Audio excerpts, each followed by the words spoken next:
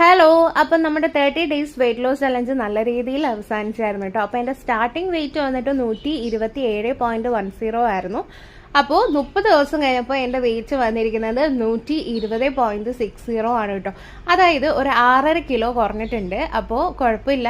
ഇതിൻ്റെ ഇടയ്ക്ക് ഞാൻ നമ്മുടെ കൊല്ലം പൂരവും പിന്നെ അതേപോലെ വിഷുവും കാര്യങ്ങളൊക്കെ വന്നപ്പോൾ 3 ദിവസം ഡയറ്റ് വിട്ടായിരുന്നു. അത് കഴിഞ്ഞിട്ട് പിന്നെ ഒന്ന് വെയിറ്റ് കൂടി, പിന്നെ വീണ്ടും സ്റ്റാർട്ട് ചെയ്തതാണ് കേട്ടോ. PCOD ഉള്ള ഒരാളാണ് ഞാൻ. അപ്പോൾ അത്യാവശ്യം നല്ലൊരു റിസൾട്ടാണ്. പിന്നെ ഇതിനു വേണ്ടി പ്രത്യേകിച്ച് വർക്കൗട്ടും കാര്യങ്ങളും ഒന്നും ഉണ്ടായിരുന്നില്ല. ഇടയ്ക്ക് കുറച്ച് ദിവസം നമ്മൾ ത്രെഡ്മില്ലിൽ നടന്നിട്ടുണ്ട്, അത്രയൊക്കെ ഉണ്ടായിരുന്നുള്ളൂ കേട്ടോ.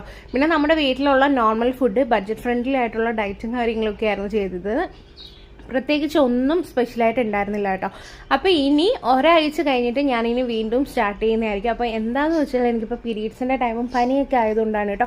അപ്പോൾ വെയിറ്റ് ലോസിന് കൂടാൻ താല്പര്യമുള്ളവരൊക്കെ കൂടെ കൂടിക്കോട്ടോ. ചാനൽ ഒന്ന് സബ്സ്ക്രൈബ് ചെയ്യാൻ മറക്കല്ലേ.